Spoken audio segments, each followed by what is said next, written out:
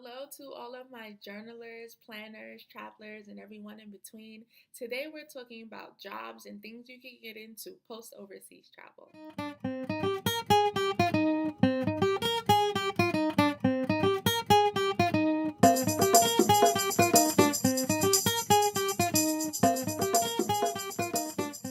Last week, I told you about a few online teaching jobs that you can do from the comfort of your own home. And that video was the perfect alley oop for this video right here, where I'm going to give you 5 of 10 job ideas that you can do when you come back from working overseas. Number one, teach online. This is the perfect and I guess most obvious thing you can get into when you just come back from being overseas. The reason for that is because you are already used to teaching. And number two, you're used to teaching students who have a different native tongue than you.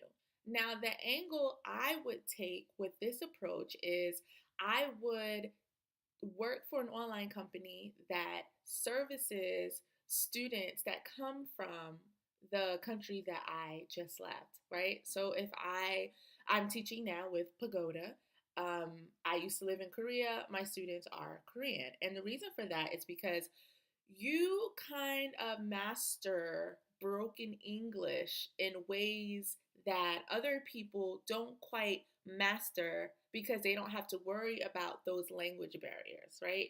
For us, expats, you kind of master, if you don't speak the language, you at least master inadvertently the broken English so that you can kind of understand and navigate your way through certain situations. So you might have a class and the student is trying to communicate certain things with you with their broken English, and for a regular person, it might be really difficult to pick up what they're trying to say. But for you, that expat who just came home from their country, you're on it. If you're tired of teaching, of course, this would not be the thing for you. But if you have a little bit left in you, this is the perfect thing for you to get your feet wet, considering you just come back from overseas, you want to make a little money and get back into a normal flow of things. Now, you can refer to my previous video where I talk about some online teaching jobs you can get started with that I know of. And you can check out my Homegirls blog. I mentioned it in that video. I will link it again in this one in the description box where she tells you about Cambly and iTutor. Number two, teach. So many of us who go overseas to teach, we have 4-year degrees. I say many and not all because there are programs out there like Talk where you only need like a 2-year degree, I believe.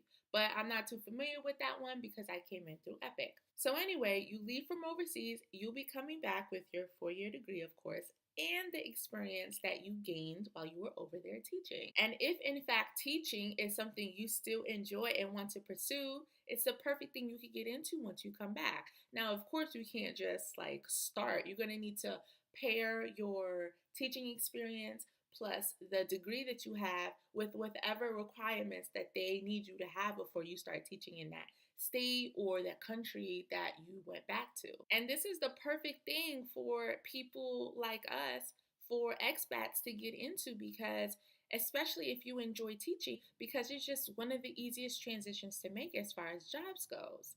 And if you remember my other video where I talk about reverse culture shock, when you come back from overseas, you're excited. You want to talk about the things that you saw, the things that you ate, your travels, but you're going to find that people are not interested in what you have to say. But in the classroom, they will be. Number three, adjunct. Now, some of those who went overseas to teach with a 4-year degree, they made really good use of their time. Because again, when you're teaching overseas, you have a lot more free time. So it's the perfect time for you to take online classes, for you to get certifications you always wanted to get but didn't have the money to or didn't have the time to.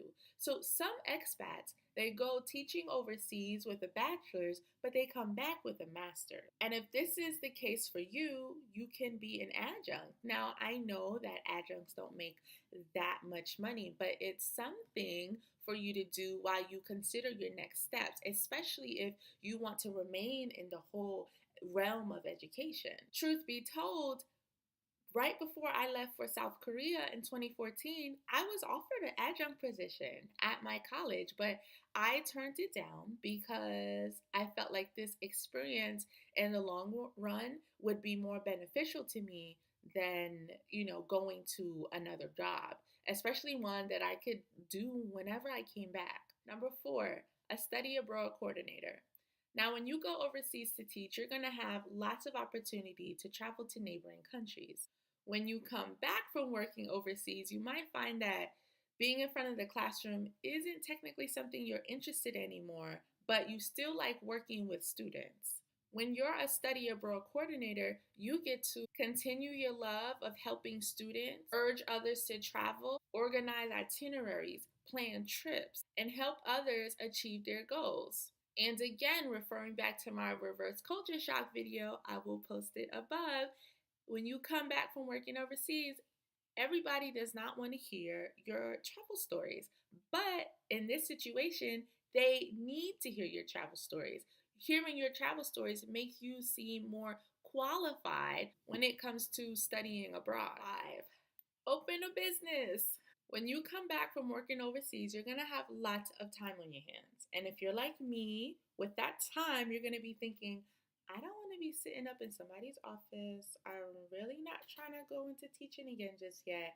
I think I want to do my own thing. I think I want to start a business. Now, considering you were smart with your money, you'll be sitting on a little bit of cash. So money should not be an issue for you at this point.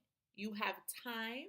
And with that time, you need to be plotting, right? You need to be thinking, you need to be journaling about what it is you really want to get into. Now, some people out there, they're super smart and they're plotting before they come back to their country, right? They're plotting when they're away, and when they come back, it's just a matter of executing. If that's not the case for you, and that's all right, when you come back, make use of that time and think about what it is you can really do. In my case, with all of the time that I had, I really thought about what it is I wanted to do. I did some traveling when I came back, and in the midst of trying to find a new travel journal, I realized that I was having difficulty finding something that I felt reflected me. I decided that I was going to start a business, and that business would be selling melanated travel journals. And here is one. I've worked so hard on this. This is my baby, but it was worth every ounce of time and sweat that I put into it. I will put the link down below so you can check it out. We sell travel journals as well as witty phrase apparel and goods. Okay, JPT Nation, that's all I have for you today. I hope you enjoyed this video. Make sure you stay tuned because next week I'll be giving you part 2 of some things you can get into when you come back from working overseas.